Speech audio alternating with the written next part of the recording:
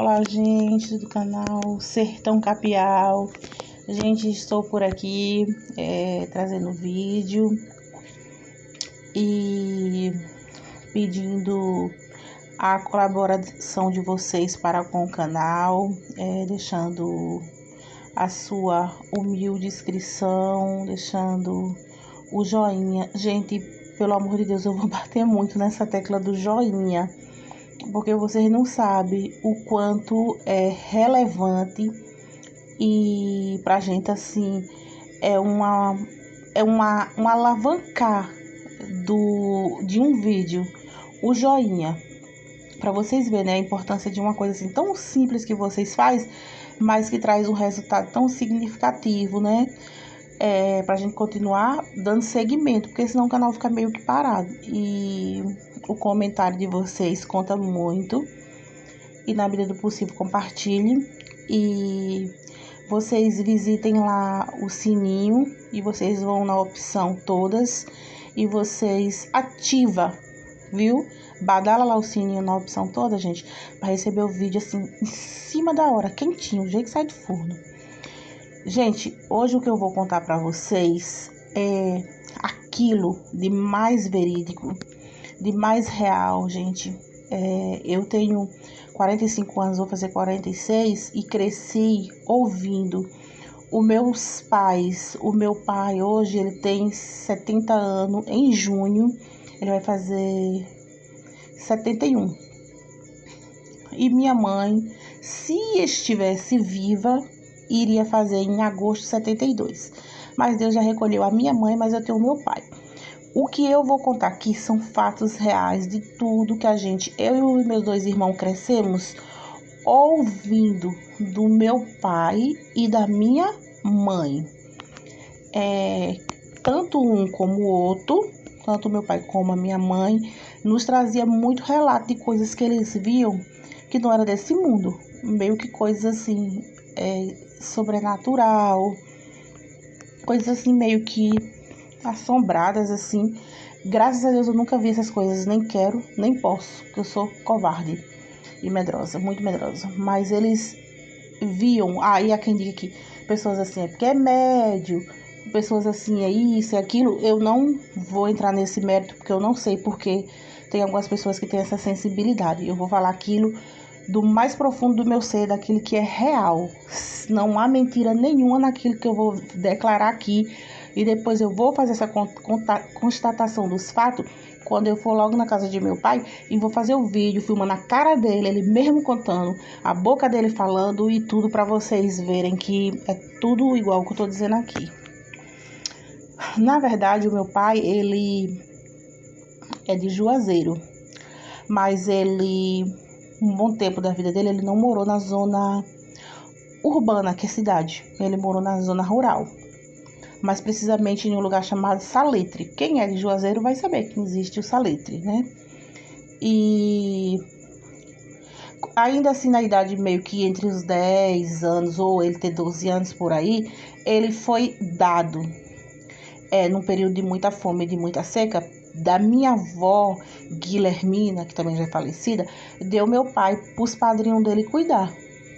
Eu não me recordo o nome da madrinha dele, mas o padrinho dele só se chamavam de Janjão. Eu não vou dizer qual era o nome, se era Januário, se era João, mas chamavam ele de Janjão. Ele chamava de meu padrinho Janjão.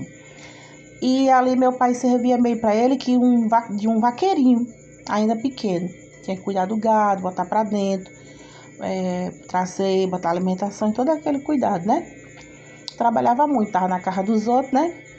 Aí ele contou que entre algumas dessas vezes que ele estava tocando gado, ele passou por debaixo de um pé de umbuzeiro, tinha que passar, não tinha outro caminho. Ele não tinha por onde ir para casa dele se não fizesse aquele caminho. Então ele ia ficar perdido na mata. Aí quando ele passou, ele viu um homem que não tinha aparência de vivo, tinha uma aparência tenebrosa e que tinha uma perna meio coxa, gente. Vocês sabem que coxa é aquela perna que não apoia, que não tem firmeza. E parecia, meu pai, segundo ele sempre nos relatou isso, ser de borracha, assim, aquela coisa meio que não tinha firmeza. E esse homem não falava. Quando meu pai passou no cavalo, ele só começou a andar atrás de meu pai e dava a mão sinalizando de que tá chamando. Quando você chama alguém com as mãos, né, que fica abrindo a mão chamando. Então ele sinalizava e meu pai ficou muito medroso. Esse homem depois foi ganhando mais pressa, acelerando o passo, mesmo com a dificuldade da perna, e seguindo meu pai. E meu pai ficou ali muito medroso, porque ele ainda era adolescente. Ele podia estar entre 12 e 14 anos. E ele, sem saber o que fazer, correu, entrou numa casa, casa essa de taipa, pequenininha, meio que uma tapera. Só que quando ele entrou ali, ele ia pedir ajuda. Só que não sabendo ele que naquela casa, infelizmente, também não tinha ninguém, era desabitada. Então ele deixou o burrinho do lado de fora e entrou. Na mesma hora que ele se deu conta que ali não morava ninguém, era desabitada, ele volta rapidamente, sobe de novo no burro e começa de novo a correr. E desse jeito ele chegou lá na casa dos padrinhos dele, né? Do padrinho dele, Janjão. Ele chegou muito assustado, sem voz, só tremia, mão gelada, frio, suando, coração na boca. E aos poucos ele foi retomando a voz, né? O medo foi, eu acho que, diminuindo. Deram água com açúcar, rezaram nele, para ele acabar com aquele medo mais, né? E foi quando ele contou. E aí, o padrinho dele disse que ele tinha visto um mau assombro, né? Que chamam de mal assombro.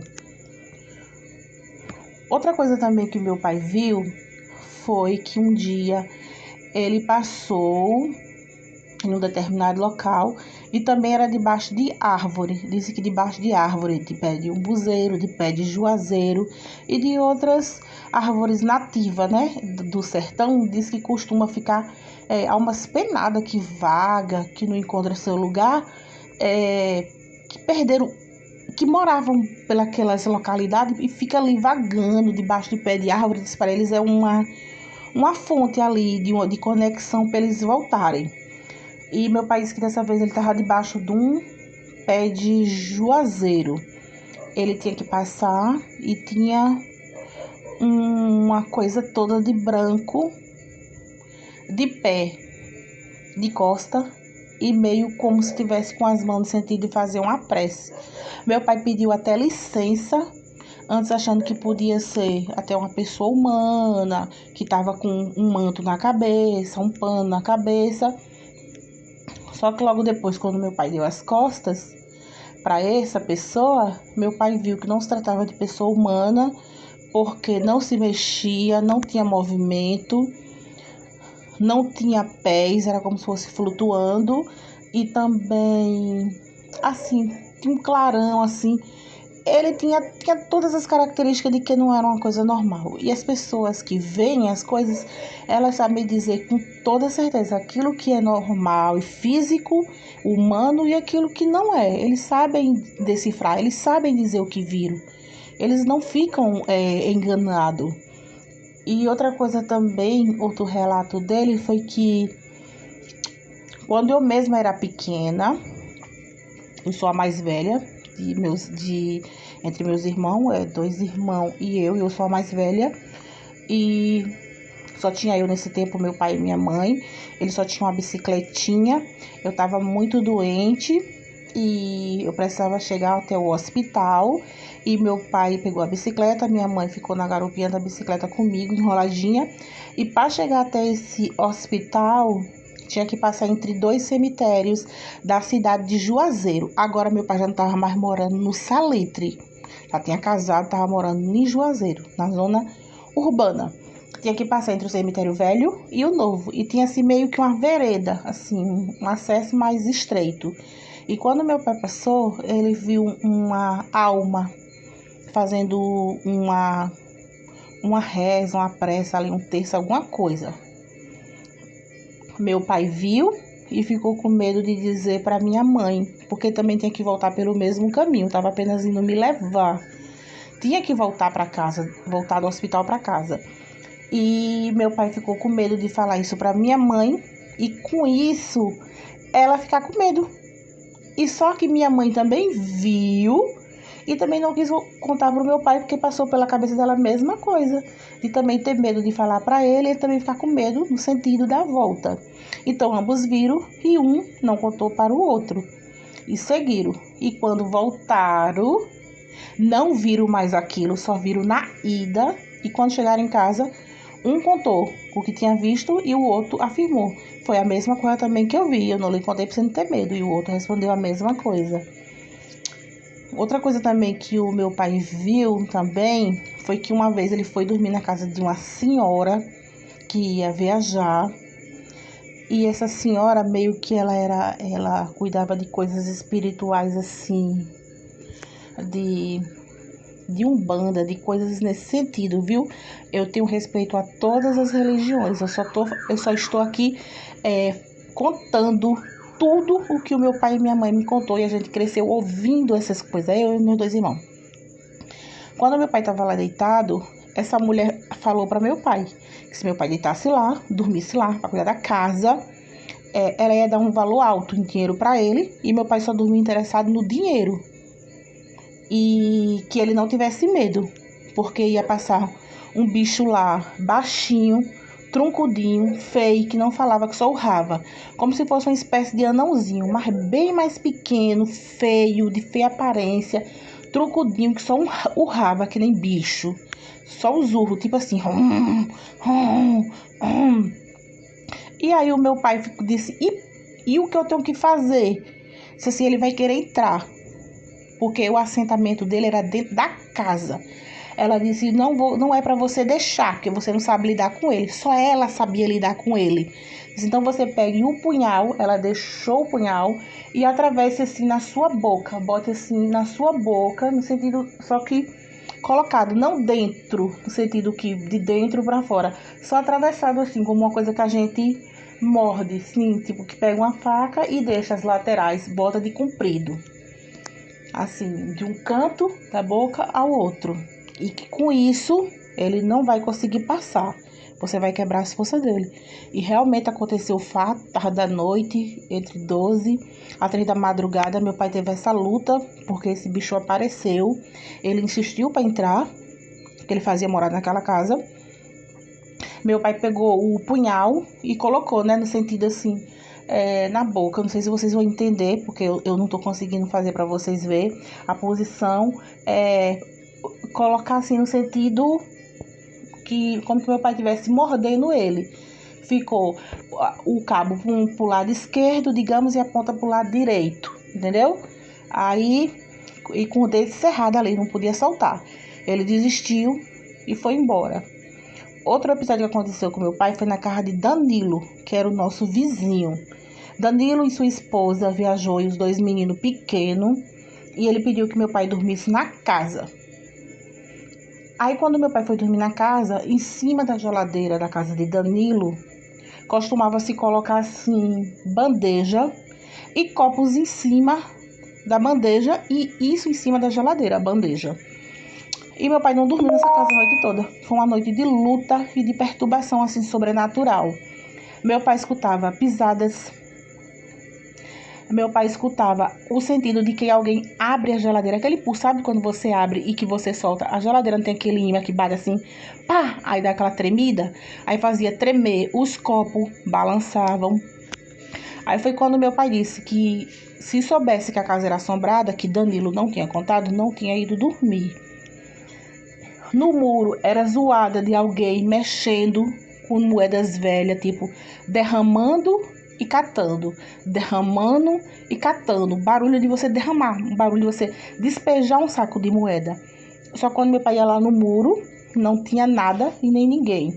Quando o homem veio de viagem, o pai contou todo o acontecido. E ele disse que não falou para o pai que a casa era mal assombrada, porque a casa não era.